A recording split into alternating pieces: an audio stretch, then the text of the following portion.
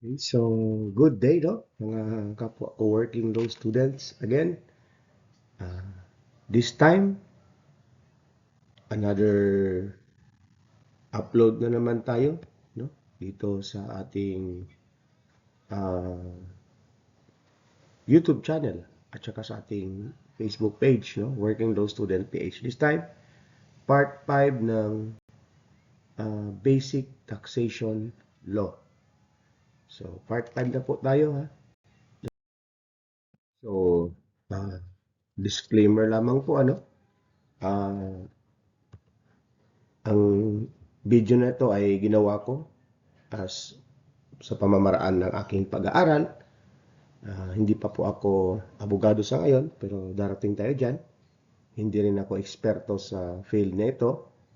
But I am just expressing my idea kung paano ko naintindihan ang subject na basic taxation law. So, ngayon, sisimulan natin kung saan tayo natapos last time sa ating part 4. So, this time, uh, papasok tayo sa limitations. So, ano ba yung limitations? So, limitations ng ating scope ng power of taxation. So, as a general rule, no, the power to tax is an incident of sovereignty and is unlimited in its range, acknowledging in its very nature no limits, so that security against its abuse is to be found only in the responsibility of the legislature, which imposes the tax in the constituency who are to pay it, as decided in the case of Fels Energy versus the province of Batangas in 2007. So, kaya nga pag sinabi natin na limitations on the power of taxation, number one, it is an inherent limitation. There is inherent limitations, meaning these are part and parcel of the power of taxation and originate from the very nature of taxation. Yung pangalawa is constitutional limitations. These are the restrictions imposed by the Constitution. So, while the power to tax is plenary and unlimited, take note that there are inherent and constitutional limitations to the power of taxation in order to prevent abuse in the exercise of the otherwise plenary and unlimited power of taxation. Kaya nga, yung failure of a tax measure to achieve its objectives is not a ground for its nullification. Whatever imperfections may occur, the same should be addressed to the democratic process to refine and evolve a taxation system which ideally will achieve most, if not all, of the state's objectives.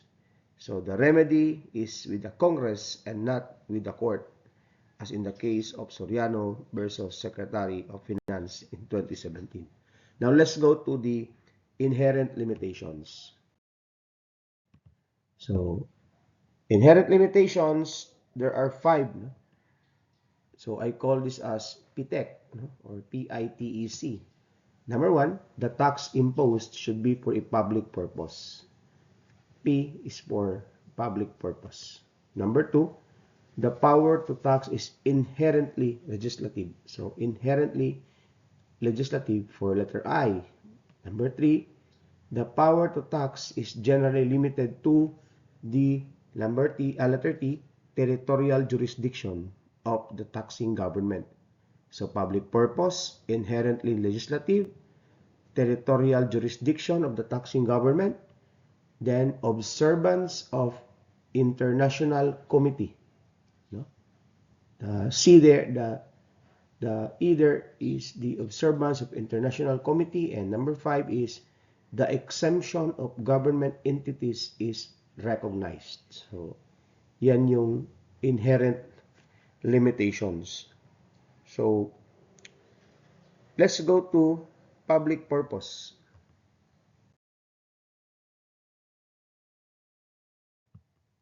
Pag sinabing public purpose, it is the heart of taxation.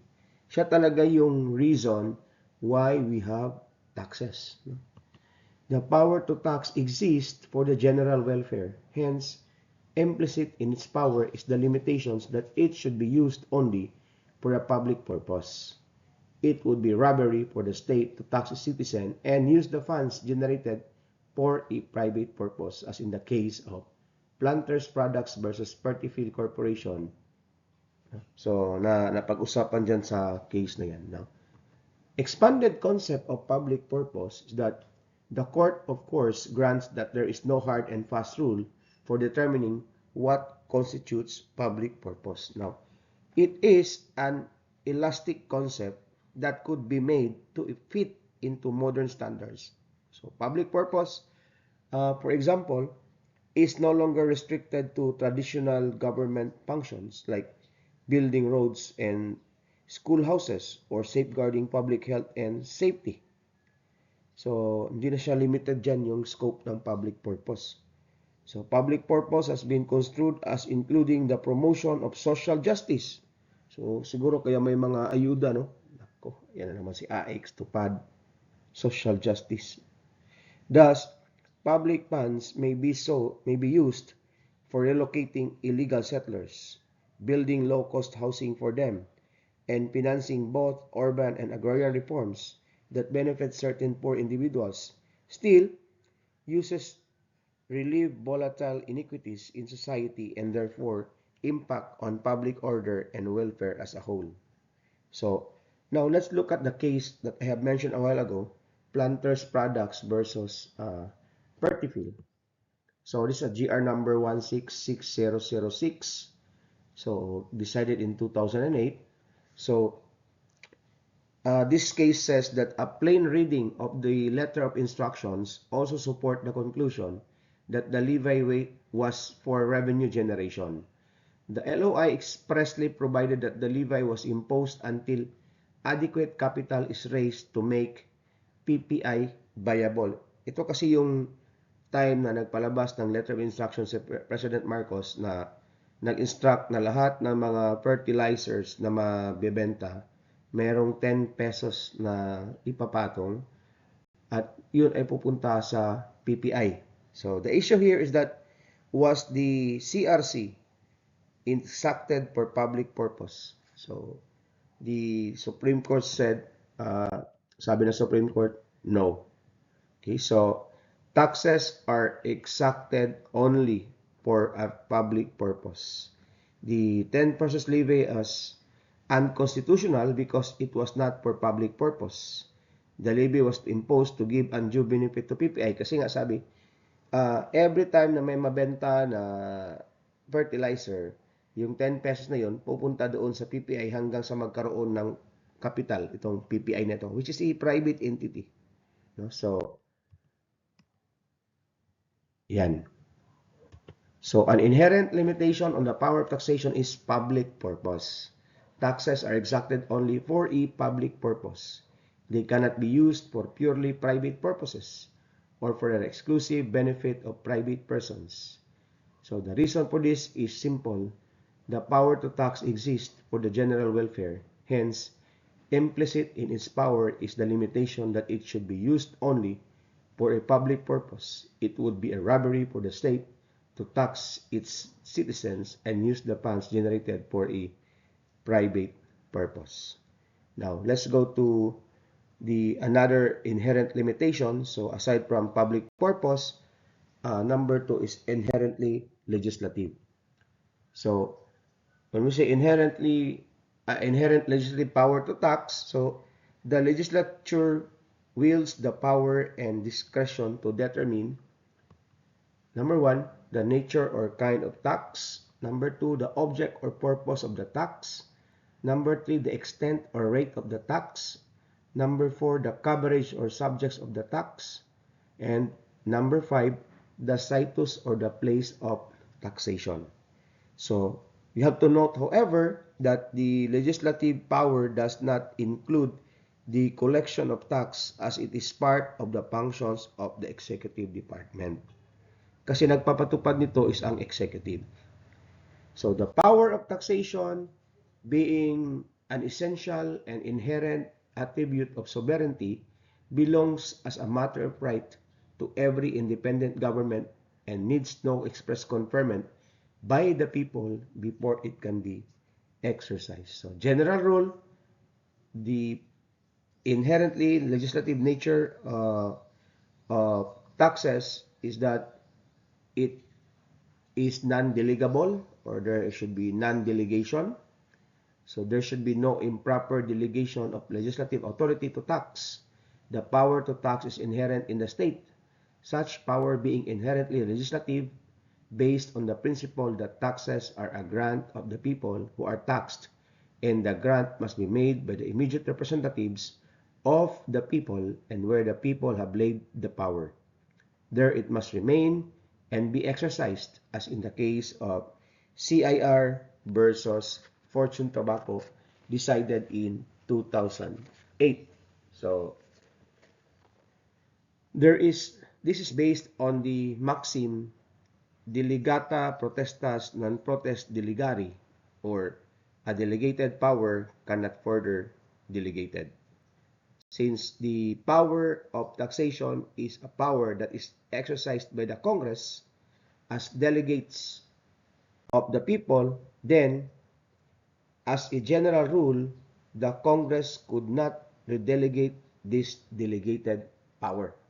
But since there is a general rule, there is an exception to this, as discussed in the case of Abacada versus Ermita in 2005. And here are the exceptions that are discussed in the case, no, as to delegation, as to the inherent power of the legislative. Delegation to local governments.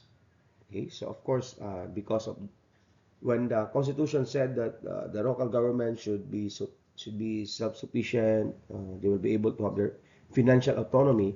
So it gives rise to Republic Act 7160, or the Local Government Code of 1991, which delegated to local government units to enact ordinances for the real property taxes, business taxes that they will collect in order for them to be financially viable and uh, independent. No? Next is delegation to the President of the Philippines. So there's one case here regarding the value-added tax, that if one of the two criteria will be met, the GDP, like that, then the President is constrained. No? The President cannot escape that he will be issuing an executive order to put up another 2% on top of the value added tax of 10%, and that became the EVAT. So, and that was implemented years back. Then delegation to administrative bodies, okay, they can also levy taxes. No? Delegation to the people at large, this is something na hindi pa nangyayari, yung to the people at large. And lastly, emergency powers of the president when worst comes to worst. Then the Congress can grant emergency powers to the our president. No? So number 3 is territorial. Territoriality in taxation. This inherent limitation means that the power of taxation could be exercised only within the territorial boundaries of the taxing authority. So, exceptions, of course, but this is in consonance with the precept that protection could only be given within the territorial boundaries of the taxing authority. Kasi naman, if you are taxed in Makati, your protection will be only from Makati. No? Taguig will not be able to protect you kasi nga sakop ka ng Makati. Okay, so exceptions is that privity of relationship. There is such privity, no, if the taxing authority can afford protection to the tax subject or object. So, ito yung privity of relationship is the exception of territoriality. Now, there are 3 factors to determine if government can afford protection. Okay? Number 1, citizenship of the tax subject or object. Number 2, residence or location of the tax subject or object, and number 3, source of the tax subject or object. Now, the principle of territoriality admits an exception when the state exercises personal jurisdiction, citing the possibility that the state can impose income taxes on income of non-resident Filipinos working abroad by the reason that an OFW, for instance, is still a citizen of the state. Note, however, that this is tempered by the rules on international juridical double taxation as discussed in CIR versus SC Johnson and Sons, where the court explained the modes of eliminating indirect duplicate taxation by two different taxing authority or between two states. Next is let's go to International Committee. Now, International Committee refers to a respect between foreign equals. No? It's about foreign equals. So,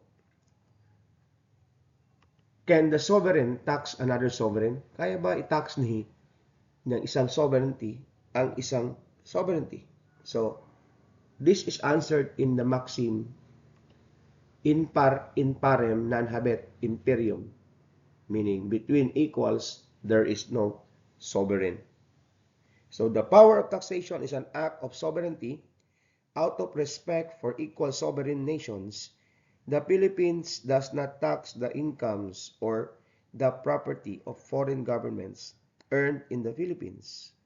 The doctrine of non-suability, where the state cannot be sued without its consent, clearly applies, as that it is useless to impose a tax which could not be collected. When a foreign sovereign enters the territorial jurisdiction of another, it does not subject itself to the jurisdiction of the other. Just like in the case of these embassies that we have. They are not taxed for the real property. They are, usually these embassies are located in prime lands, prime properties. So, let's go to the case of Tanyada versus Angara, GR number 118295. So the facts of the case is that as a result to hasten worldwide records from the devastation of World War II, the General Agreement on Tariffs and Trades, or GATT, arose. This was a collection of treaties governing access to the economics of the countries to adhere to it. The agreement, along with associated legal instruments, were signed by the President and by the Secretary Navarro of DTI. So the petition assails that World Trade Organization here would require that the Philippines place its nationals and products of other countries as same footing as Filipinos and local products, and that the World Trade Organization intrudes, limits, or impairs the constitutional powers of both Congress and the Supreme Court. The whole contention revolves around that violation of the 1987 Constitution mandate to develop a self-reliant and independent national economy effectively controlled by Filipinos, to give preference by Filipinos, to give preference to qualified Filipinos, and to promote the preferential use of Filipino labor, domestic materials, and locally produced goods. So, the issue here is that does the Philippine Constitution prohibit participation in worldwide trade liberalization and economic globalization? And the second one, does it prescribe integration into a global economy that is liberalized, deregulated, and privatized? So, the Supreme Court ruled here that economic nationalism should be read with other constitutional mandates to attain balanced development of economy. Article 12 on national economy and patrimony of our Constitution under Section 1 lays down basic goals of national economic development as follows. Number 1, more equitable distribution of opportunities, income, and wealth. Number 2, a sustained increase in the amount of goods and services provided by the nation for the benefit of the people, and an expanding productivity as the key to raising the quality of life for all, especially the underprivileged.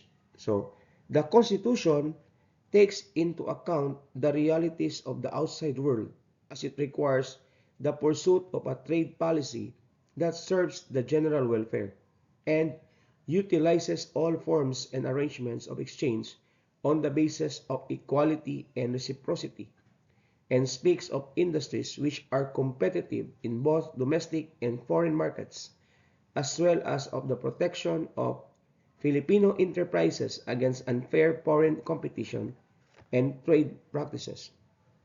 All told, while the Constitution indeed mandates a bias in favor of Filipino goods, services, labor, and enterprises, at the same time, it recognizes the need for business exchange with the rest of the world on the basis of equality and reciprocity, and limits protection of Filipino enterprises only against foreign competition and trade practices that are unfair.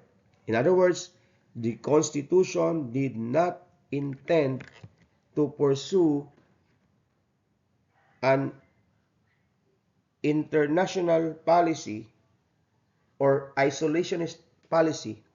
It did not shut out foreign investments, goods, and services in the development of the Philippine economy. While the Constitution does not encourage the unlimited entry of foreign goods, services, and investments into the country, it does not prohibit them either. In fact, it allows an exchange on the basis of equality and reciprocity, frowning only on foreign competition that is unfair. Now let's go to the exemption of government entities. As to government entities, exemption is the general rule while taxation is the exception. For the government to tax itself is like getting money from one pocket and placing it in another. In addition, this is also connected with the principle that the state is immune from suit when its sovereign functions. So, the general rule, government entities are exempt from taxation, and the exception is that it engages in proprietary activity, therefore immunity will not apply. The exemption of the immunity will not apply because it is no longer that exercise of sovereign functions. So, take note that it is also accepted that the state may tax itself, while exemption from taxation of the government is one of the inherent limitations, but the sovereignty being absolute and taxation is an act of high sovereignty, the state, if it is so minded, could tax itself. So, now, let's go to a case that discusses this exemption of government entities. In the case of Mactan Cebu Airport versus Marcos, GR number 120082, September 11, 1996. So the facts of the case is that Mactan Cebu International Airport Authority had enjoyed the privilege of exemption from payment of realty taxes in accordance with its charter, RA 6958, Section 14. In 1994, the City Treasurer's Office of Cebu demanded payment for the realty taxes on several parcels of land belonging to Mactan Cebu International Airport Authority located in Lahug, Cebu City, with total amount of 2,229,078 pesos and 79 centavos. So, the MCIAA objected to such claiming exemption and asserting that it is an instrumentality of government performing governmental function, arguing that as such it puts it out of the purview of local taxation. Respondent City refused to cancel and set aside petitioner's realty tax account, insisting that the MCIAA is a government-owned and controlled corporation whose tax exemption privilege has been withdrawn by virtue of sections 193 and 234 of the Local Government Code that took effect on January 1, 1992. As the City of Cebu was about to issue a warrant of levy against the properties of petitioner, the latter was compelled to pay its tax account under protest and filed a petition for declaratory relief with the Regional Trial Court of Cebu. Now, the MCIA basically contended that the taxing powers of local government local government units do not extend to the levy of taxes or fees of any kind on an instrumentality of the national government.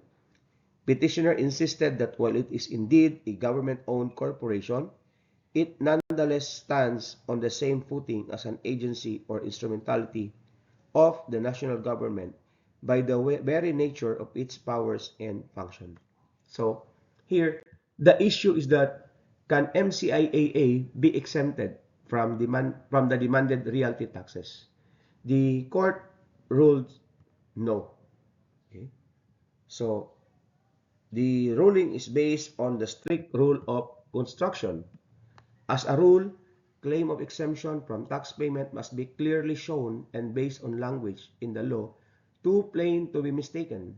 Elsewise stated, taxation is the rule, exemption therefrom is the exception. So, however, if the grantee of the exemption is a political subdivision or instrumentality, the rigid rule of construction does not apply because the practical effect of the exemption is merely to reduce the amount of money that has to be handled by the government in the course of its operations. So, there can be no question that under Section 14 of RA 6958, the petitioner is exempt from the payment of realty taxes imposed by the national government or any of its political subdivisions, agencies, and instrumentalities. Nevertheless, since taxation is the rule and exemption therefrom the exception, the exemption may thus be withdrawn at the pleasure of the taxing authority. Now, the only exception to this rule is where the exemption was granted to private parties based on material consideration of a mutual nature, which then becomes contractual and is thus covered by the non-impairment clause of the Constitution. So, as to the withdrawal of the tax exemption by the Local Government Code, the Local Government Code enacted pursuant to Section 3, Article 10 of the Constitution provides for the exercise by local government units of their power to tax, the scope thereof or its limitations, and the exemption from taxation. Section 133 of the Local Government Code prescribes the common limitations on the taxing powers of local government units. So, ang sinabi ng Section 133, common liabilities on the taxing power of local government units, unless otherwise provided herein, the exercise of the taxing powers of provinces, cities, municipalities, and barangays shall not extend to the levy of the following: taxes, fees, or charges of any kind of the national government, its agencies and instrumentalities, and local government units. But Section 234 of the Local Government Code provides for exemptions from payment of real property taxes and withdraws previous exemptions therefrom granted to natural and juridical persons, including government-owned and controlled corporations, except as provided therein. So in addition, Section 193 of the Local Government Code provides for general provision on withdrawal of tax exemption privileges. So, since the last paragraph of Section 234 states that unequivocally withdrew upon the effectivity of the Local Government Code, exemptions from real property taxes granted to natural or juridical persons, including government-owned or controlled corporations, except as provided in the said section, and the petitioner is undoubtedly a government-owned corporation, it necessarily follows that its exemption from such tax granted it in Section 14 of its charter, RA number 6958, has been withdrawn. But take note that in 2015, okay, there is another case, Mactan Cebu Airport versus City of Lapu-Lapu, GR number 181756. So, the facts of this case is that MCIAA enjoyed tax exemption from realty taxes under RA 6958, Section 14.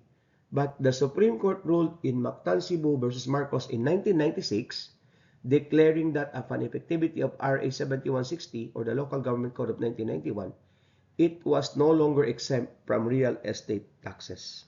With this, the city issued a statement of real estate tax which assessed the lots comprising the Mactan International Airport in the amount of 162,058,959.52.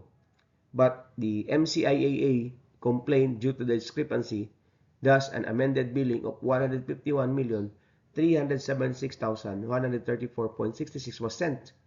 MCIA averred that the calculated amount included the lots utilized solely and exclusively for public or governmental purposes, such as the airfield, runway, and taxiway, and the lots on which they are situated.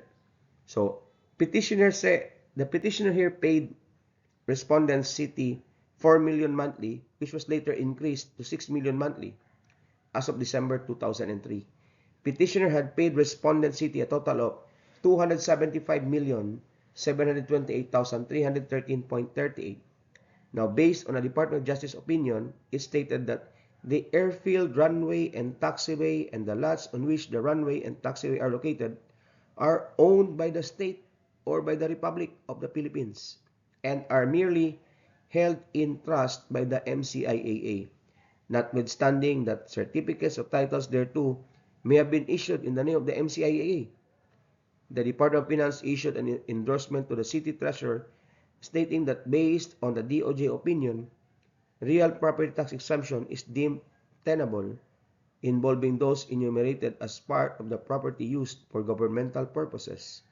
The Department of Finance instructed the city assessor to assess the airfield, runway, taxiway, and the lots thereon to be moved from taxable roll to the exempt roll.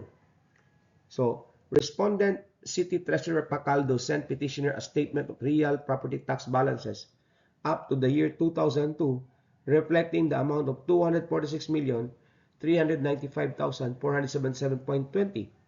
Petitioner claimed that the statement again included the lots utilized solely and exclusively for public purpose such as the airfield, runway, and taxiway, and the lots on which these are built. Pacaldo then issued notices of levy on 18 sets of real properties of petitioner. So, this prompted MCIA to file for prohibition and writ of preliminary injunction, which was first granted but was later on lifted because a certified copy of City Ordinance Number 44, which is the Lapu-Lapu Omnibus Tax Ordinance, which authorizes collection of 1.5% from owners of real estate based on the assessed value. The Court of Appeals applied the 1996 MCIAA ruling rather than the 2006 Manila International Airport Authority ruling, which ruled that MIAA is not a GOCC but an instrumentality, finding that the 2006 MIAA ruling was unsound. Upon reaching the Supreme Court, the MIAA invokes the 2006 ruling, arguing that the Supreme Court already ruled that the Manila International Airport Authority is not a GOCC but is a government instrumentality, and thus its airport lands and buildings are exempt from real estate taxes imposed by the city. So, petitioner suggests that it is because of its similarity with MIAA that this court in the 2006 MIAA case placed it in the same class as MIAA and considered it as a government instrumentality. Petitioner submits that it is also a government instrumentality like MIAA. The following conclusion arrived by the court in the 2006 MIAA case is also applicable to petitioner. It argues that the 2006 MIAA ruling overturned the 1996 MCIAA ruling. So, the issue of this case is that are the lots used by MCIAA for the airport operations exempt from real estate tax? This time, the Supreme Court said yes. So the decision is that the petitioner is an instrumentality of the government, thus its properties actually solely and exclusively used for public purpose. Again, ASE. Actually, solely and exclusively used for public purposes, consisting of the airport terminal, building, airfield, runway, taxiway, and the lots on which they are situated are not subject to real property tax, and respondent city is not justified in collecting taxes from petitioner over said properties. So, the 2006 MIAA ruling in effect reversed the 1996 MCIAA ruling. While it is true, as respondents allege, that the 1996 MCIAA case was cited in a long line of cases, still, in 2006, the court en banc decided a case that in effect reversed the 1996 Mactan ruling. The decision became final and executory. Furthermore, the 2006 MIAA case was decided by the court en banc, while the 1996 MCIAA case was decided by a division.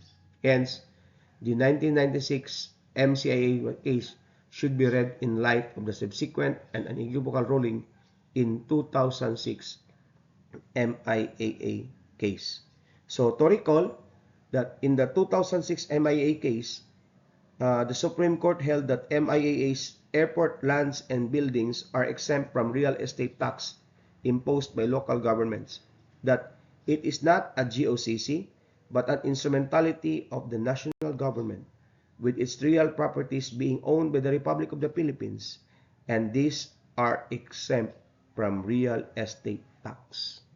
Now, let's go to the power to tax by local government against national government strictly construed against the LGUs. When local governments invoke the power to tax on national government instrumentalities, such power is construed strictly against local governments. The rule is that a tax is never presumed, and there must be clear language in the law imposing the tax. Any doubt whether a person, article, or activity is taxable is resolved against taxation. This rule applies with greater force when local governments seek to tax national government instrumentalities. Another rule is that a tax exemption is strictly construed against the taxpayer claiming exemption. However, when Congress grants exemption to a national government instrumentality from local taxation, such exemption is construed liberally in favor of the national government instrumentality. There is, moreover, no point in national and local governments taxing each other unless a sound and compelling policy requires such transfer of public funds from one government pocket to another. So there is also no reason for local governments to tax national government instrumentalities for rendering essential public services to inhabitants of local governments. The only exception is when the legislature clearly intended to tax government instrumentalities for the delivery of essential public services for sound and compelling policy considerations. So, there must be express language in the law empowering local governments to tax national government instrumentalities. Any doubt whether such power exists is resolved against local governments. So the airport lands and buildings are devoted to public use because they are used by the public. Okay? Again, because they are used by the public for international and domestic travel and transportation. The fact that the MIAA collects terminal fees and other charges from the public does not remove the character of the airport lands and buildings as properties for public use. In addition, these are outside the commerce of man and property of public dominion. So, yan yung ruling, no? From 1996 na ruling na taxable, but here comes the 2006 ruling, no, of the Manila International Airport Authority that saying that they real property actually used, no, is not taxable. So it's very clear that there is already an exemption. So biglang nagpalit yung ruling, no? Basta as long as yung property is actually solely and exclusively used for public purposes. Yun yung nakalagay. Now let's go to constitutional limitations. Constitutional restrictions. It has been submitted that the constitutional restrictions are not truly limitations on the power of taxation. They have been placed in the Constitution to afford protection to the people against any abuses that may be committed against them when legislative department imposes taxes and when the executive imposes tax. So, presumption of the validity of tax laws, no? So, while the courts may invalidate tax measures that run counter to the Constitution, it bears emphasis that deeply ingrained in our jurisprudence is the time-honored principle that a statute is presumed to be valid, as in the case of Coconut Oil Refiners versus Torres in 2005. First, let's go to due process. Due process, no, is uh, written in our Constitution, Article 3, Section 1. No person shall be deprived of life, liberty, or property without due process of law, nor shall any person be denied the equal protection of the laws. So, due process is the provisions does not say anything about taxation, yet it is used as a basis for the limitation of such power. This is because taxation is an enforced contribution to raise revenue. Since it is enforced, there must be a basis for the taking of property or deprivation of property. Due process is comprised of two components. As we know, there is substantive due process, which requires the intrinsic validity of the law in interfering with the rights of the person to his life, liberty, or property. And yung pangalawang component ng due process is the procedural due process, which consists of the two basic rights of notice and hearing, as well as the guarantee of being heard by an impartial and competent tribunal. Okay, so due process then presupposes that there is a valid law, and number two, there is a valid procedure. While it has been said that taxation is a unilateral obligation by the taxpayer, the government, in case of non-payment, can enforce methods in order for it to collect money. So, as discussed in the case of Pepsi Cola versus Municipality of Tanawan, the court said that this is not to say, though, that the constitutional injunction against deprivation of property without due process of law may be passed over under the guise of the taxing power, except when the taking of the property is in the lawful exercise of the taxing power, as when, number one, the tax is for a public purpose. Number two, the rule on uniformity of taxation is observed. Number three, either the person or property taxed is within the jurisdiction of the government levying the tax. And number four, in the assessment and collection of certain kinds of taxes, notice and opportunity for hearing are provided. So, due process is usually violated where the tax imposed is for a private as distinguished from the public purpose. A tax is imposed on property outside the state. Example is that extraterritorial taxation and arbitrary or oppressive methods are used in assessing and collecting taxes. But a tax does not violate the due process clause as applied to a particular taxpayer, although the purpose of the tax will result in an injury rather than a benefit of such taxpayer. Now, due process does not require that the property subject to tax or the amount of tax to be raised should be determined by judicial inquiry, and a notice and hearing as to the amount of the tax and manner in which it shall be apportioned are generally not necessary to due process of law. When a tax law is to operate or a tax law is made to operate outside the jurisdiction of the taxing authority, two violations are committed. Number one, it violates the principle of territoriality, and number two, it violates the constitutional right to due process because there is no basis to tax a property outside of its jurisdiction. So, now, let's go to the next case.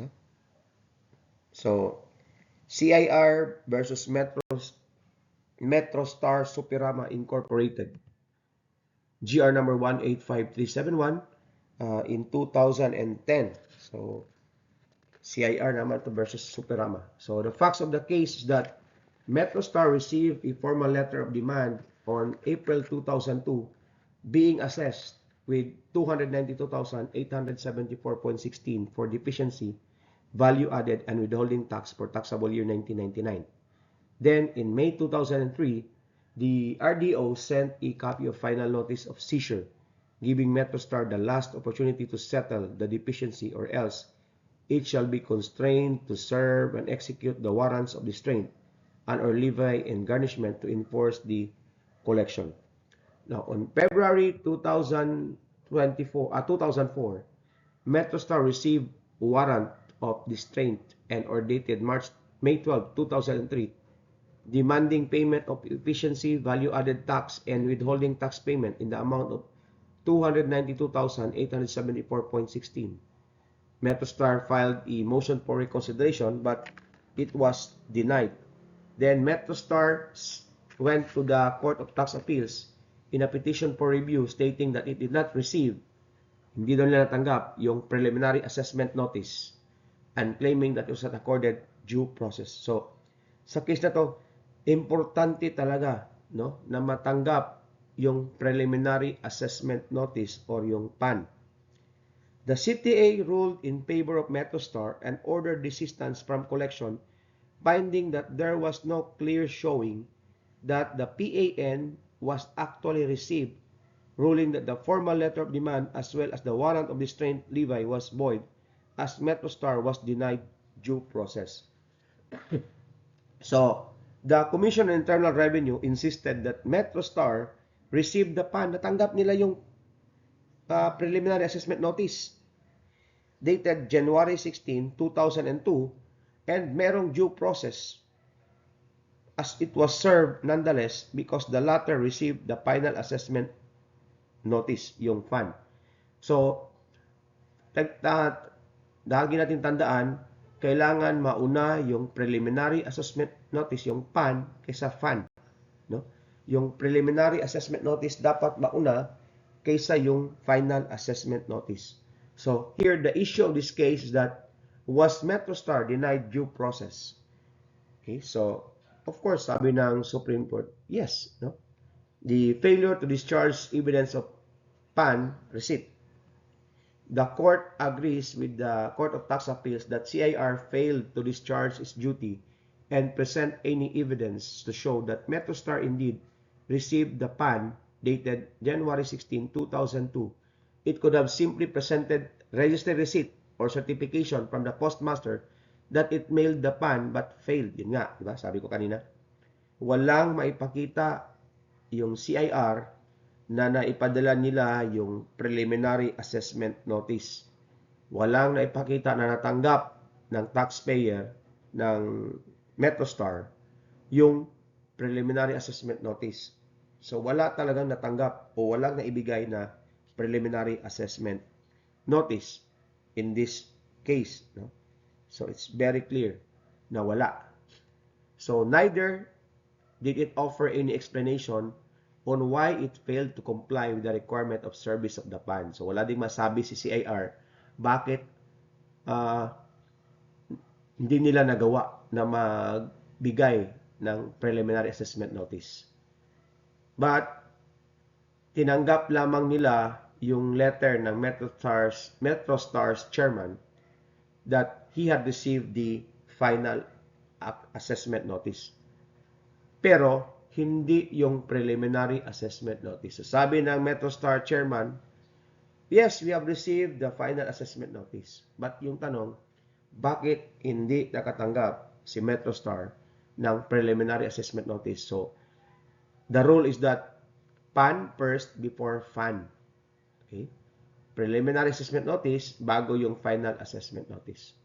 And yung sabi ng chairman sa letter niya, he was willing to pay the tax as computed by the CIR and that he just wanted to clarify some matters with the hope of lessening its tax liability. Yan yung sabi ng chairman ng MetroStar. So, taxpayer must be informed of liability for deficiency taxes through sending of preliminary assessment notice. Indeed, Section 228 of the Tax Code clearly requires that the taxpayer must first be informed that he is liable for deficiency taxes through the sending of a PAN. He must be informed of the facts and the law upon which the assessment is made, The law imposes a substantive, not merely a formal requirement.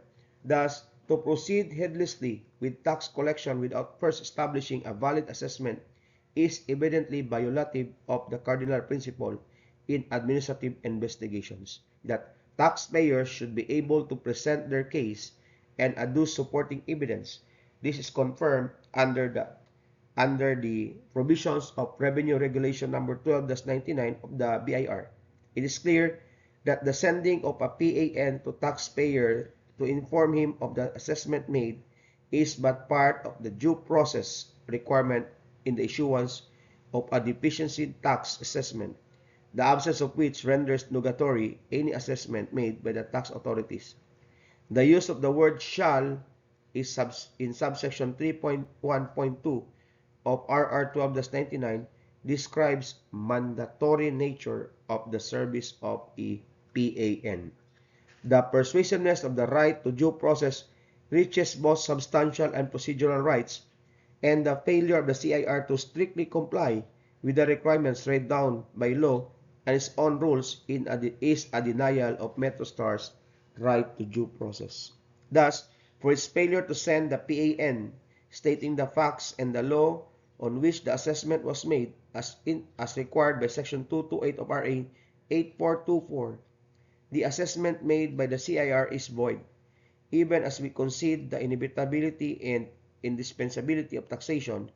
It is a requirement in all democratic regimes that it be exercised reasonably and in accordance with the prescribed procedure. If it is not, then the taxpayer has a right to complain, and the courts will then come to his succor.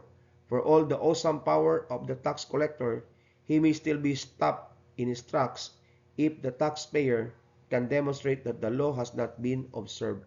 So, kaya yan yung tinatawag natin due process, no?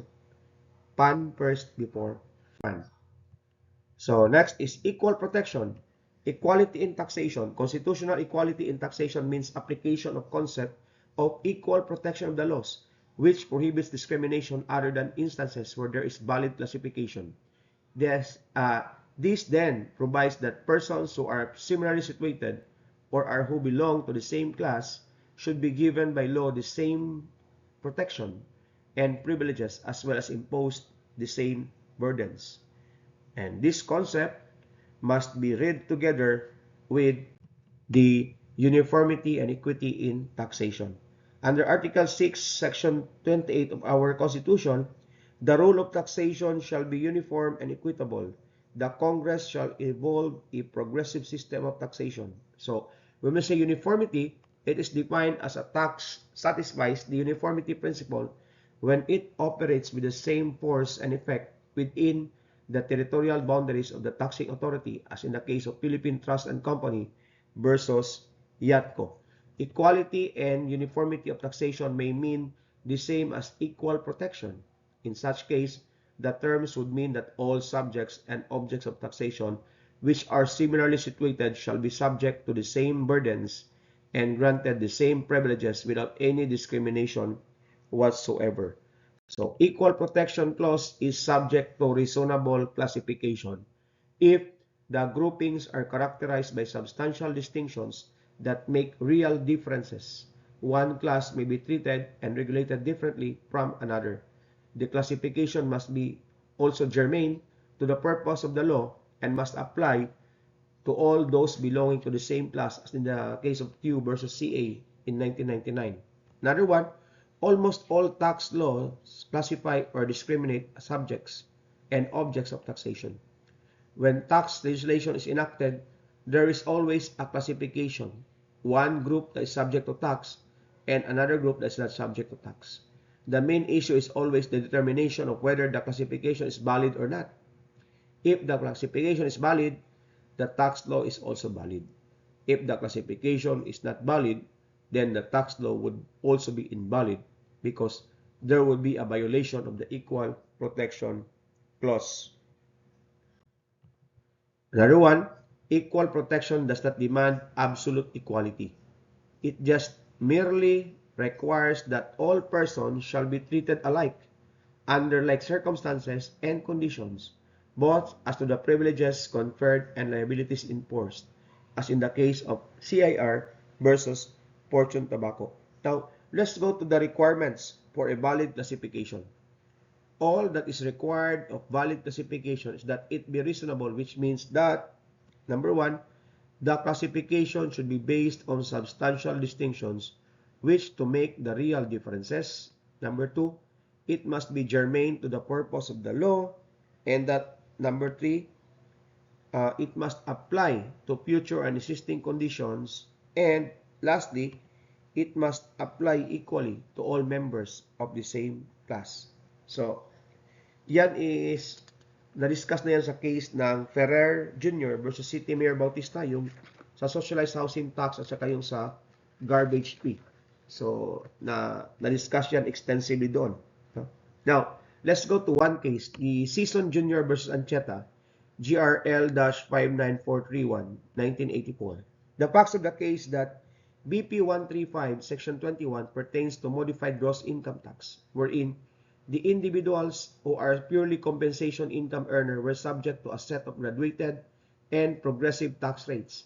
Individuals who are self-employed professionals engaged in business were also taxed on graduated rates, but the rates for these individuals were higher compared to rates of individuals who are purely compensation earners. So a petition was filed seeking to question the validity of BP 135, Section 21. Season argues that he would be unduly discriminated against by the imposition of higher rates of tax upon his income arising from the exercise of his profession vis-a-vis which imposed upon fixed income or salaried individual taxpayers. And he further also argues that such arbitrary and amounts to a class legislation, oppressive and capricious amount to a transgression of both due process and equal protection clauses, as well as a uniformity in taxation. So the issue in this case is that whether the imposition of a higher tax rate on the taxable net income derived from business or profession than on compensation is constitutionally infirm. The Supreme Court said no. Sabi ng Supreme Court, hindi. Equal protection explained, the principle is that equal protection and security shall be given to every person under circumstances which, if not identical, are analogous. So, if law be looked upon in terms of burden or charges, those that fall within a class should be treated in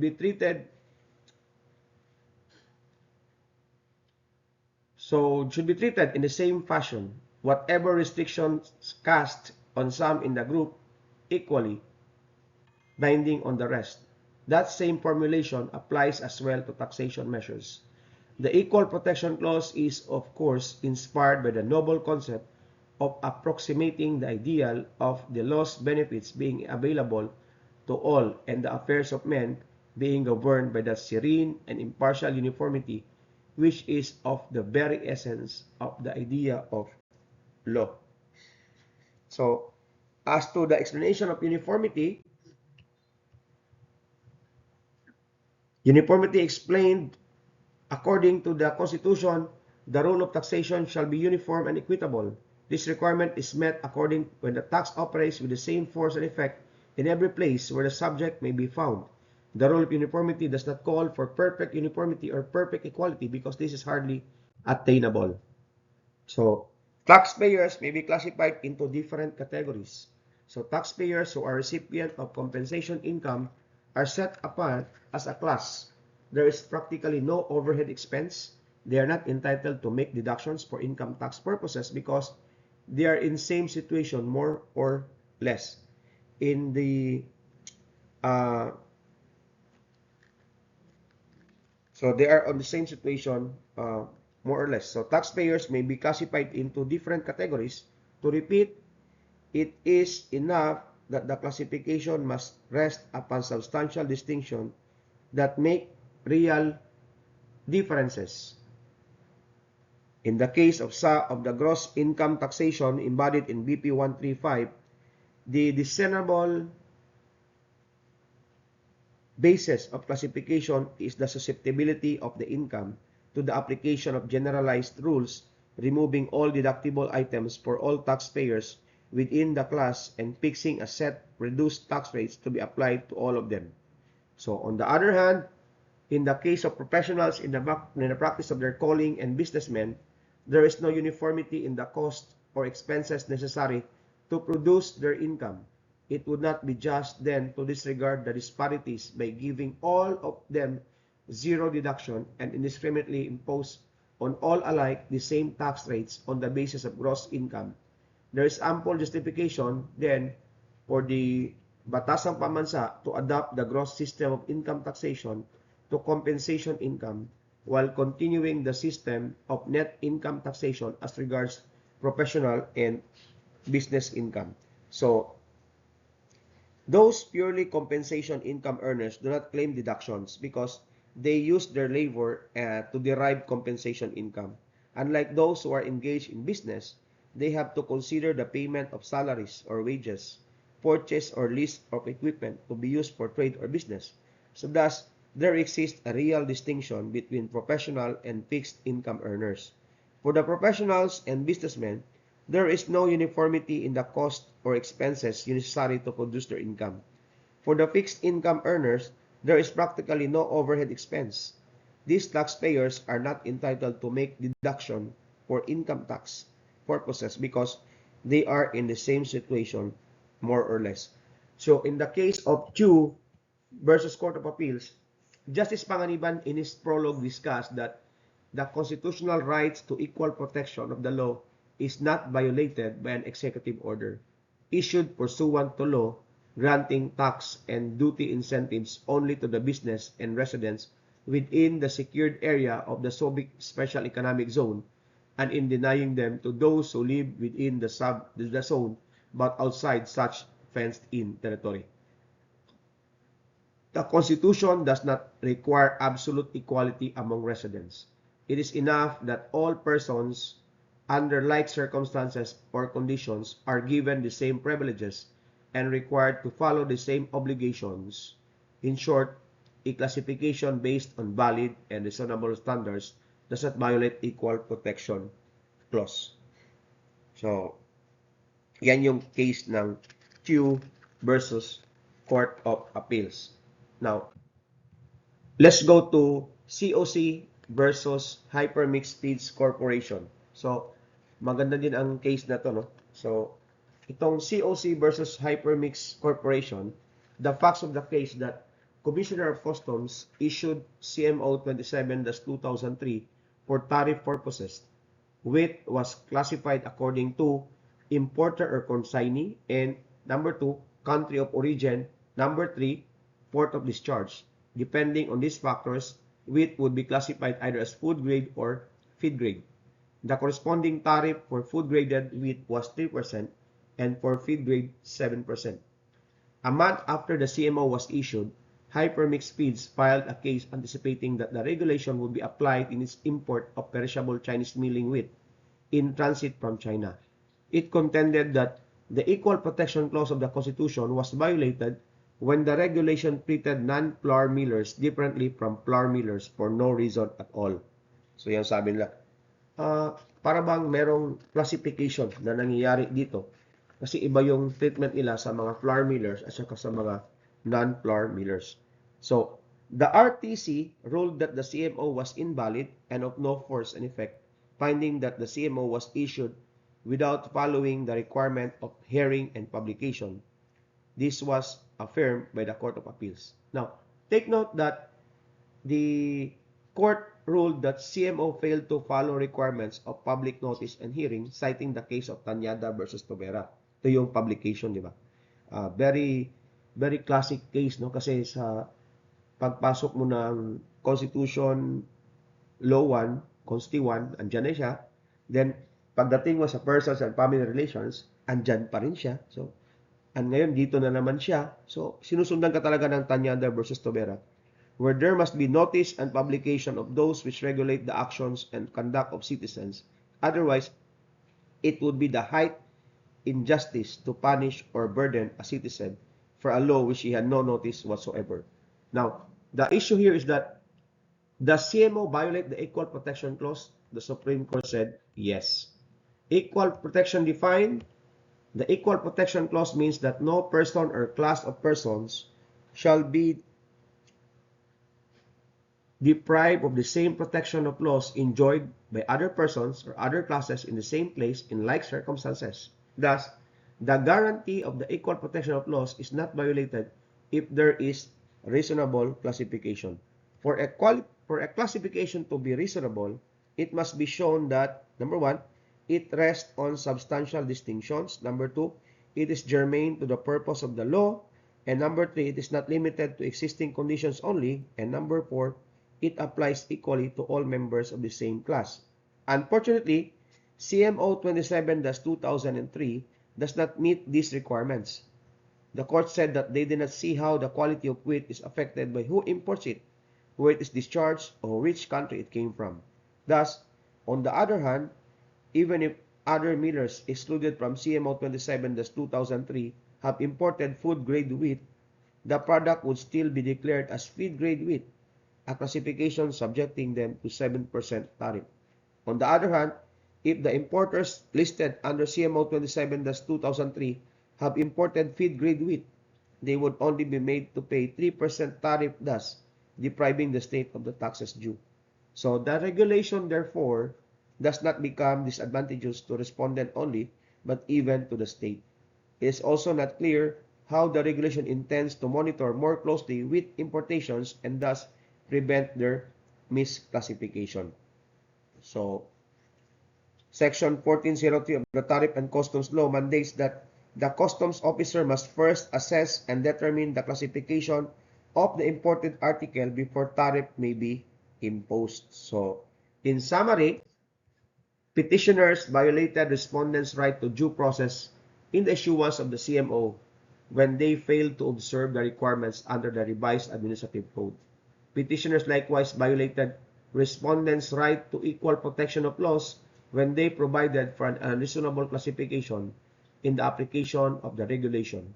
Finally, Petitioner Commissioner of Customs went beyond his powers of delegated authority when the regulation limited the powers of the customs officer to examine and assess imported articles. Now, let's go to progressive taxation. Systems of taxation. We have proportional system where the tax increases or decreases in relation to the tax bracket. Progressive or gradual system where the tax increases as the income of the taxpayer goes higher.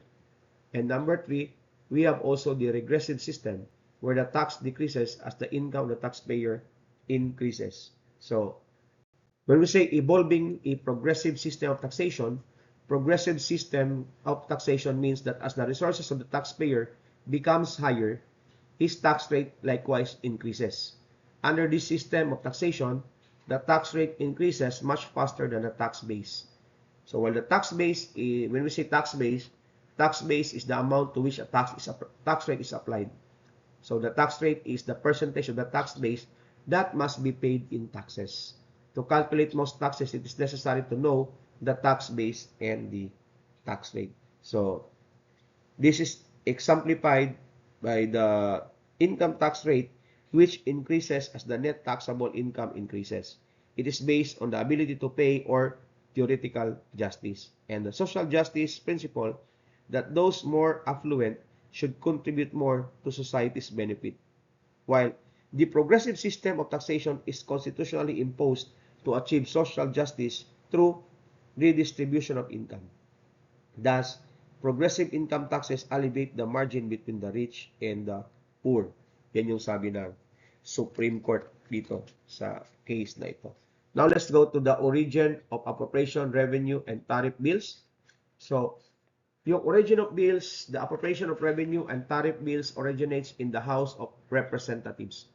Okay, so, according to one of the dean, this is a requirement under the Constitution for revenue measures that it must originate from the House of Representatives. This provision does not make the House of Representatives superior to the Senate. The House is still co-equal to the Senate. So, in the case of Tolentino versus Secretary of Finance, the facts that this involves the constitutionality of RA 7716 or the expanded VAT law. The bill was approved by the House of Representatives on 1993 and was sent to Senate the same year and later referred by the Senate to its Committee on Ways and Means. In 1994, committee submitted its report recommending approval, stated therein that the bill was being submitted in substitution of Senate Bill number 1129, taking into consideration PS Resolution 734 and House 11197. In March 24, 1994, the Senate approved the bill on third reading and then were referred to the Conference Committee, and after 4 meetings recommended in consolidation with another bill be approved in accordance with the attached copy of the bill as a reconciled and approved by both houses. So, yan yung nangyari sa case na to.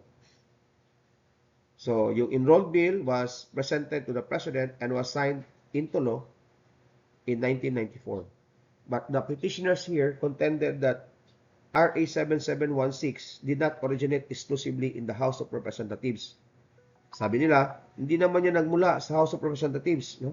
Because it is in fact the result of the consolidation of two distinct bills, yung House Bill at saka ng Senate Bill. So in this connection, the petitioners point out that although Article 6, no, Section 24 was adopted from the American Federal Constitution, it is notable in two respects. The verb shall originate is qualified in the Philippine Constitution by the word exclusively, and the phrase as on other bills in the American version is omitted. This means, according to them, that to be considered as having originated in the House of Republic Act number 7716 must retain the essence of House number 11197. Now, the issue here is that was there a violation of Article 6, Section 24? The Supreme Court said no. The ruling is that this argument will not bear analysis. To begin with, it is not the law but the revenue bill which is required by the Constitution to originate exclusively in the House of Representatives. It is important and it would be to violate, no? It is important to emphasize this because a bill originating in the House may undergo such extensive changes in the Senate that the result may be rewriting of the whole. There's even a possibility of a third version by the Conference Committee. At this point, what is important to note is that as a result of the Senate action, a distinct bill may be produced. So to insist that a revenue statute, and not only the bill, which initiated the legislative process culminating in the enactment of the law, must substantially be the same as the House bill would be to deny the Senate's power not only to concur with amendments but also to propose amendments. So it will be to violate the co-equality of legislative power of the two houses of Congress and in fact make the House superior to the Senate. Indeed, what the Constitution simply means is that the initiative for filing revenue, tariff, or tax bills authorizing an increase of the public debt, private bills, and bills of local application must come from the House of Congress or House of Representatives on the theory that elected as they are from the district, the members of the House can be expected to be more sensitive to the local needs and problems. On the other hand, the senators who are elected at large are expected to approach the same problem from the national perspective. Both views are thereby made to bear the enactment of such laws. Now, let's go to the next slide, no? Voting requirements for tax exemption. Okay, so as to this case, no, as to this voting requirements for tax exemptions, so it's still under our Constitution, Article 6, Section 28.4. No law granting any tax exemption shall be passed without the concurrence of a majority of all members of the Congress.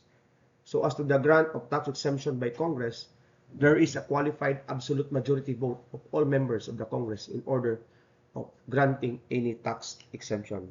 So it is important to note that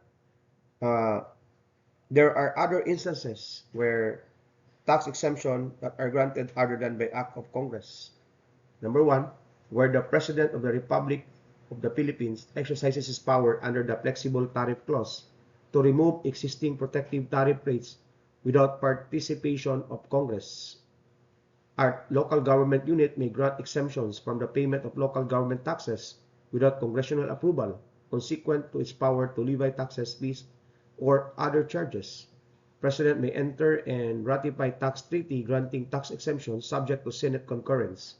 Number 4, President may enter in executive agreement which provides for tax exemptions without need of the Senate concurrence. And number 5, foreign dignitaries may even be granted courtesies of the port and their baggage is not subject to inspection and taxes upon arrival in Philippine ports. This is premised upon international committee. So let's go to the case of John Hay versus Lim, no, a 2003 case. The facts of the case that RA 7227 created the Subic Economic Zone, or Subic Economic and Freeport Zone, where its meets and bounds are to be delineated in a proclamation to be issued by the President. It granted Subic SEZ incentives such as tax and duty-free importations, exemptions of businesses therein from local and national taxes, among others. So in addition, RA 7227 gave authority to the President to create by executive proclamation, subject to LGU concurrence, other special economic zones in areas covered by the Clark Military Reservation like Camp John Hay. In July 1994, President Ramos issued Proclamation Number 420, which establishes a special economic zone on a portion of Camp John Hay, which spawned this instant case which assails its constitutionality. Petitioners here object against the creation of Proclamation Number 420 of a regime of tax exemption within the John Hay Special Economic Zone. Here, they argue that nowhere in RA 7227 where it provides that there was a tax exemption to SEZs yet to be established. So, the grant of tax exemption to the John Hay SEZ, petitioners conclude that contravenes Article 6, Section 28, Number 4 of the Constitution, which provides that no law granting any tax exemption shall be passed without the concurrence of a majority of all the members of the Congress. So the issue here is that would the grant of exemption to John Hay to be in violation of Article 6, Section 28, Number 4, the Supreme Court said yes. Incentives and exemptions exclusive to the Subic Special Economic Zone. Upon examination of legislative deliberations, it was the intent of the legislature and express provisions of the law that the incentives under RA 7227 are exclusive only to the Subic SEZ. Hence, the extension of the same to John Hay SEZ finds no support therein. Neither does the same grant of privileges to the John Hay SEZ find support in other laws. So, as to tax exemption by the legislature, more importantly, the nature of most of the assailed privileges is one of tax exemption.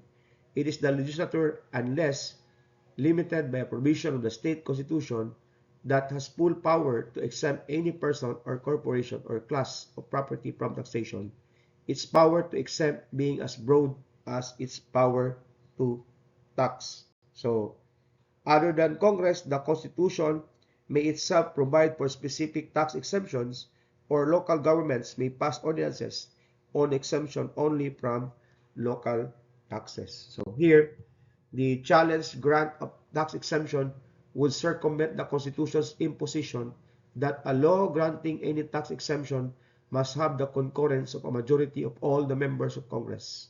In the same vein, the other kinds of privileges extended to the John Hay SEZ are by tradition and usage for Congress to legislate upon. Contrary to public respondents' suggestion, the claimed statutory exemption of the John Hay SEZ from taxation should be manifest and unmistakable from the language of the law on which it is based. It must be expressly granted in a statute stated in a language too clear to be mistaken. So, tax exemption cannot be implied as it must be categorically and unmistakably expressed. So, if it were the intent of the legislature to grant to John Hay SEZ the same tax exemption and incentives given to the Subic SEZ, it would have so expressly provided in the RA number 7227. Now, let's go to the delegation to President to fix tariff rates. Delegation to fix tariff rates. This is illustrated in the provision of Tariff and Customs Code, which is a legislative enactment that grants flexible tariff rates. No? So, the President, under certain economic conditions, has been authorized to fix tariff rates, import and export quotas, tonnage and wharfage dues, and other duties or imposts. These are revenue-raising acts of taxation, which is normally given to the legislative branch. So, in the case of Garcia versus Executive Secretary, where Congressman Enrique Garcia assails the validity of EOs 475 and 478 for being violative of Section 24, Article 6, he contends that since the Constitution vests the authority to enact revenue bills in Congress, the President may not assume such power by issuing executive orders number 475 and 478, which are in the nature of revenue-generating measures. So, in this case, the Supreme Court ruled that under Article 24, Article 6 of the Constitution, the enactment of appropriation, revenue, and tariff bills, like all other bills, is of course within the province of the Legislative Department rather than Executive Department. It does not follow, however, that therefore Executive Orders number 475 and 478, assuming they may be characterized as revenue measures, are prohibited to the President, that they must be enacted instead by the Congress of the Philippines. So, it is clear here that there is explicit constitutional permission to Congress to authorize the President, subject to such limitations and restrictions as may impose, to fix within specific limits tariff rates and other duties or imposts. The relevant congressional statute is the Tariff and Customs Code of the Philippines and Sections 104 and 401, the pertinent provisions thereof. These are the provisions which the President explicitly invoked in promulgating Executive Orders number 475 and 478. Now, let's go to the President's veto power on appropriation revenue or tariff bills. So, the general rule, veto all or veto none. But there is an exception. Item veto is allowed as to appropriation, revenue, or tariff bills. So, pwede naman yan, allowed naman siya. So, when we say the word any particular item, an item is in a revenue bill does not refer to an entire section imposing a particular tax, but rather to the subject of the tax and the tax rate. In the portion of a revenue bill which actually imposes a tax, a section identifies the tax and enumerate the persons liable therefore with the corresponding tax rate. To construe the word item as referring to the whole section would tie the President's hand in choosing whether to approve the whole section at the expense of also approving a provision therein which he deems unacceptable, or veto the entire section of the expense of foregoing the collection of the kind of tax altogether, as in the case of CIR versus CTA and Manila Golf. So the facts of this case is that Manila Golf and Country Club, a non-stock corporation, it maintains a golf course and they operate also a clubhouse with lounge, bar, and dining room. But these facilities are for exclusive use of its members and guests via the cost plus expense basis. As such, it claims it should have been exempt from payment of privilege taxes were it not for last paragraph of Section 191A of RA 6110 or the Omnibus Tax Law. By virtue of RA 6110, petitioners assessed the club fixed taxes as operators of golf links and restaurants, and also percentage tax or caterer's tax for its sale of foods and liquor wines in the amount of 32,504.96. The club protested, claiming assessment to be without basis because Section 42 was vetoed by then President Marcos. So the protestation was denied by the CIR, alleging that Section 42 was not entirely vetoed, but merely the words hotels, motels, rest houses, on the ground that it might restrain the development of hotels, which is essential in the tourism industry. The Court of Tax Appeal ruled that the President could not veto words or praise in a bill, but only an entire item. Now, the issue here is that whether the presidential veto referred to the entire section or merely to the imposition of the 20% tax on gross receipts of operators of proprietor restaurants, etc. So the Supreme Court ruled that The presidential veto referred merely to the inclusion of hotels, motels, and rest houses in the 20% caterers tax bracket, but not to the whole section. As to item, that inclusion of hotels, motels, and rest houses in the 20% caterers tax bracket are items within the meaning of the law. Therefore, the President has the power to veto. An item in a revenue bill does not refer to an entire section imposing a particular kind of tax, but rather to the subject of the tax and the tax rate. In the portion of a revenue bill which actually imposes a tax, a section identifies the tax and enumerates the persons liable therefor with the corresponding tax rate. So yan yung ruling dito sa case nito. No? So let's go now to exemption from real property taxes. So this is under 12. Article 6, Section 28, number 3, charitable institutions, churches, and personages or convents appertinent thereto, mosques, non-profit cemeteries, and all lands, buildings, and improvements actually directly and exclusively used for religious, charitable, or educational purposes shall be exempt from taxation. So, exemption limited only to real property taxes. So, these are the kind of taxes covered. So, the kind of tax covered is real property tax subjects. So, the real property tax subjects covered, charitable institutions, churches and personages or convents appertinent thereto, mosques, non-profits, and all other lands which satisfies the condition that requirement these lands and buildings are actually directly and exclusively used for religious, charitable, or education. Actually, directly and exclusively used.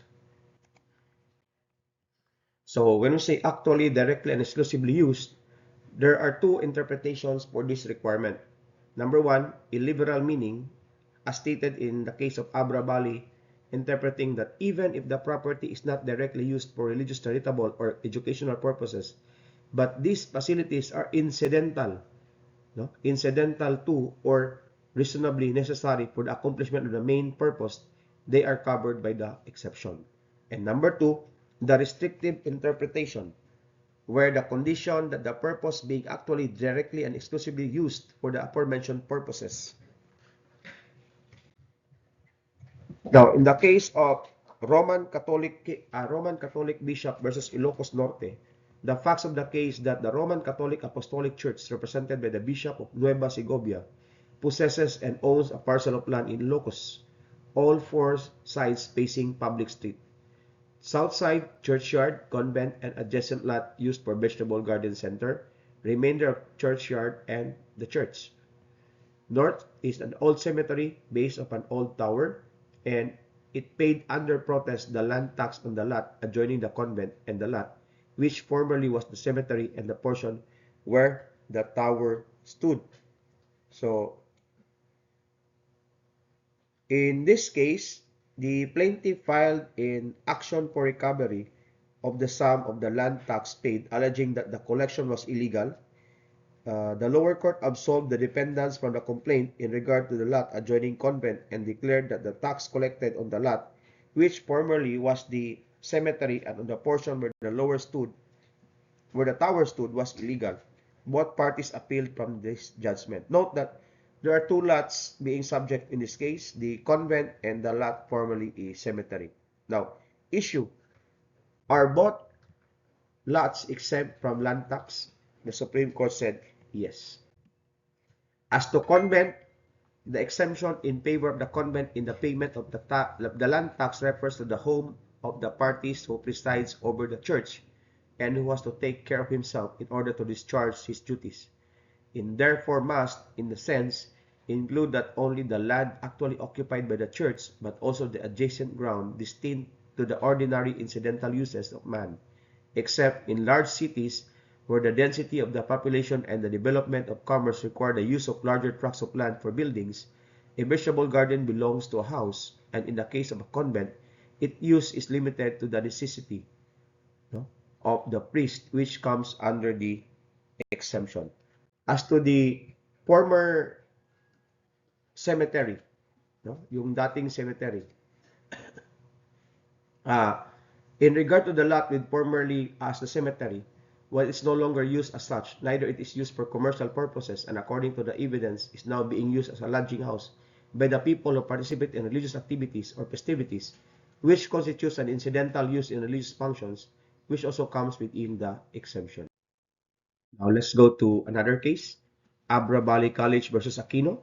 The facts of the case is that Abra Valley College filed a complaint seeking to annul and destroy or declare void the notice of seizure and the notice of sale of its lot and building in Abra due to the non-payment of real estate taxes and penalties amounting to 5,140 pesos and 31 centavo.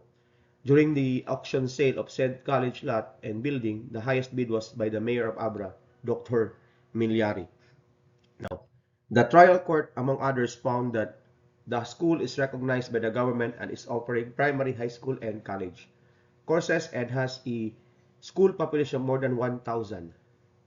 That it is located right in the heart of the town of Bangued, that the elementary pupils are housed in a two-story building across the street, that the high school and college students are housed in the main building, that the director with his family is in the second floor of the main building, and that the annual gross income of the school reaches more than 100,000 pesos. So yan yung mga ano niya. Now, petitioner contends that the primary use of the lot and building is for educational purposes and not the incidental use. Thus, it falls under the exemption, and the seizure and sale of lot and building are without legal and therefore void. In this regard, the petitioner argues that the primary use of the school lot and building is the basic and controlling guide, norm, and standard to determine tax exemption and not the mere incidental use thereof. So, respondents maintain that college lot and building in question were subjected to answer for unpaid tax are for the educational purposes of the college, number 2, as the permanent residence of the president and director thereof, Mr. Pedro V. Borgoña, and his family, including the in-laws and grandchildren. And number 3, for commercial purposes because the ground floor of the college building is being used and rented by a commercial establishment, the Northern Marketing Corporation. So the issue of this case is that whether or not the lot and building in question are used exclusively for education purposes. So the Supreme Court ruled that the first floor thereof is not exempted as it was subjected to commercial lease. No? So let's go to exclusively used for educational purposes. While the court allowed a more liberal and non-restrictive interpretation of such phrase, reasonable emphasis has been made that exemption extends to facilities which are incidental to and reasonably necessary for the accomplishment of the main purpose. Otherwise stated, the use of the school building or lot for commercial purposes is neither contemplated by law nor by jurisprudence. Thus, while the use of the second floor of the main building in the case at bar for residential purposes of the director and his family may find justification under the concept of incidental use, which is complementary to the main or primary purpose, educational. The lease of the first floor thereof to the Northern Marketing Corporation cannot by any stretch of the imagination be considered incidental to the purpose of education. So, yan yung nangyari sa case na ito. So, now, there's also another case, no? The Lang Center versus Quezon City. So, the facts of this case is that the Lang Center of the Philippines is a registered owner of a parcel of land in Quezon City. Erected in the middle of the lot is the hospital, which is the Lang Center. The big space of the ground floor is being leased for private parties for canteen and small store spaces and to medical or professional practitioners who use the same as their private clinics for their patients whom they charge for their professional services. Almost one half of the entire area on the left side of the building along Quezon Avenue is vacant and idle, while a big portion on the right side at the corner of Quezon Avenue and Elliptical Road is being leased for commercial purposes to a private enterprise known as the Elliptical Orchids and Garden Center. So yan yung nangyari sa loob ng ng Lang Center. So maraming nangyayari sa loob nila. So in June 1993, both land and hospital building were assessed by the Quezon City for real property taxes. In August 1993, petitioner filed a claim for exemption from real property taxes with the city assessor, predicated on its claim that it is a charitable institution. This claim was denied. It went to the Quezon City Local Board of Assessment Appeals, which held that it was liable for the real property taxes and was affirmed by the Central Board of Assessment Appeals of Quezon City, which also ruled that the petition was not a charitable institution and that its real properties were not actually directly and exclusively used for charitable purposes. Hence, it was not entitled to exemption. The CA also affirmed the CBAA decision.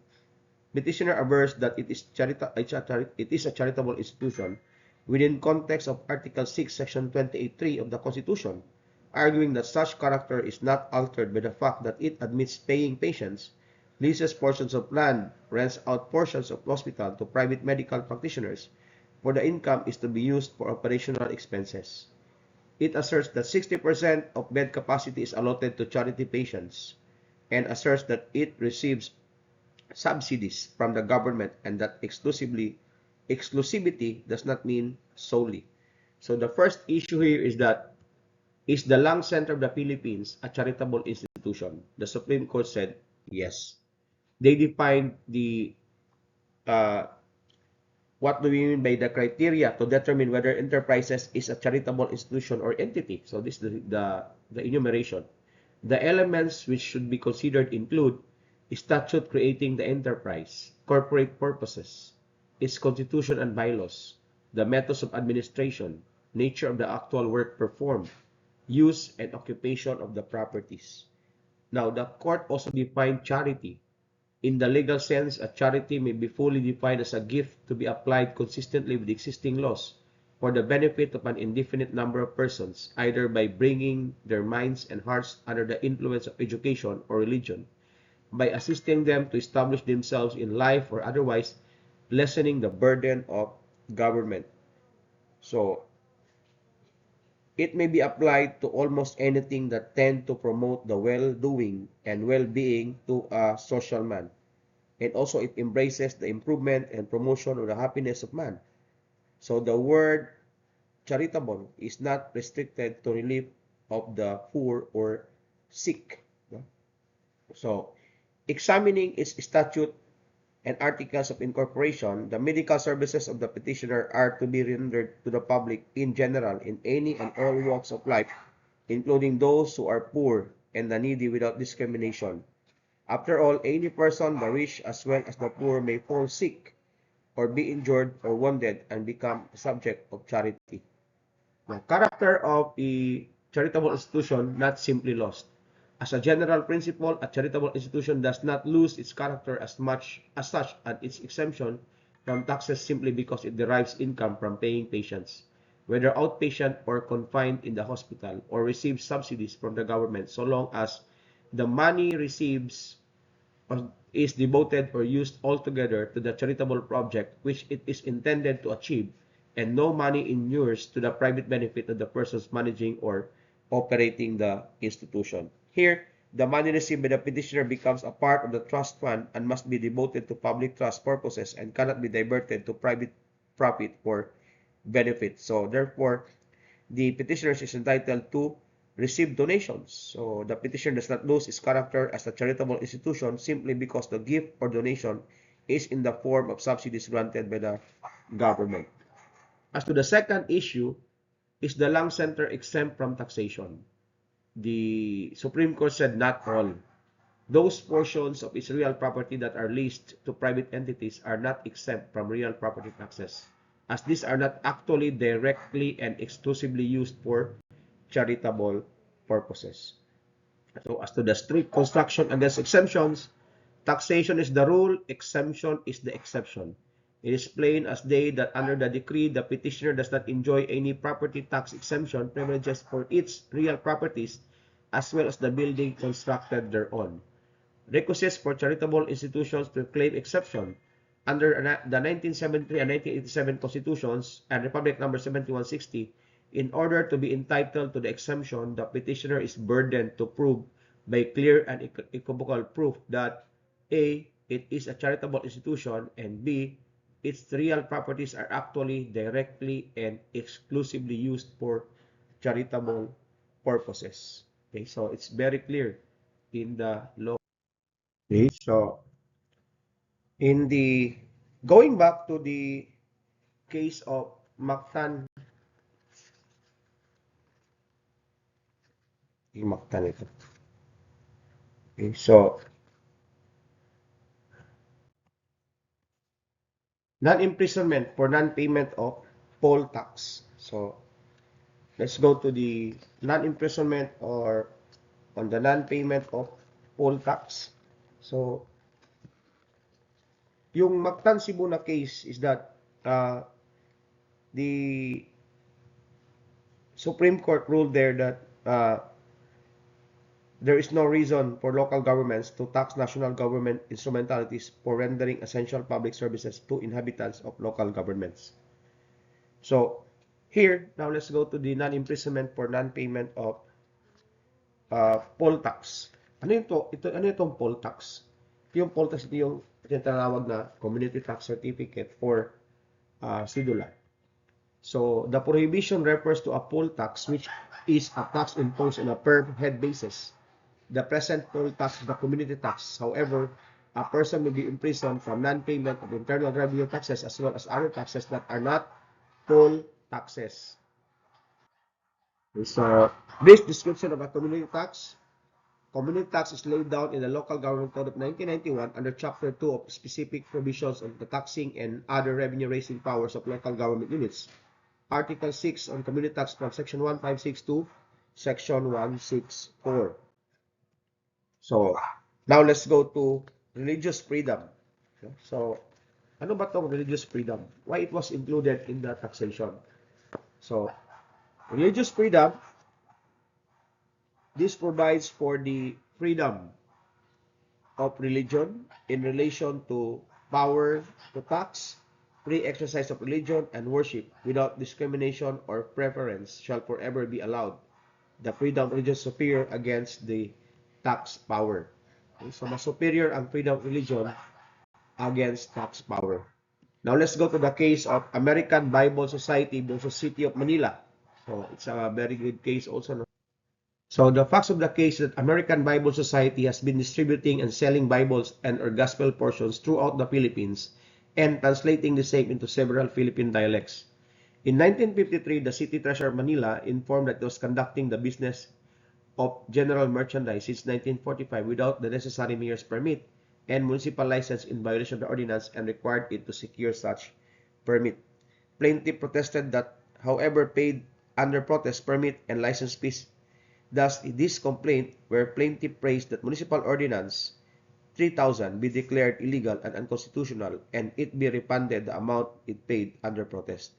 Petitioner argued that it was not made to pay any license fee or sales tax on the sale of Bible and tried to establish that it never made profit from the sale of its Bibles. Trial court ruled against it. So, issue, is there a violation of religious freedom by requiring the society to pay the fixed license fee? The answer to the Supreme Court is yes. The constitutional guarantee of the free exercise and enjoyment of religious profession and worship carries with it the right to disseminate religious information. Any restraints of such right can only be justified, like other restraints of freedom of expression, on the grounds that there is a clear and present danger of any substantive evil which state has the right to prevent. It may be true that in the case of Moore, the price asked for the Bibles and other religious pamphlets was in some instances a little bit higher than the actual cost of the same, but this cannot mean that appellant was engaged in the business of occupation of selling said merchandise for profit. For this reason, we believe that the provisions of City of Manila Ordinance Number 2529 as amended cannot be applied to appellant, for in doing so, it would impair its free exercise and enjoyment of its religious profession and worship, as well as its rights of dissemination of religious beliefs. So, yan yung sinabi sa case na ito. So, I think this is the last slide that we have now. So, again, maraming salamat po sa pakikinig. Thank you very much. Medyo mahaba ang video na to. It reaches 103 slides, but again, maraming salamat po sa pakikinig nyo. Again, subscribe to my YouTube channel and also to my Facebook page, Working Law Student PH. So, God bless us all.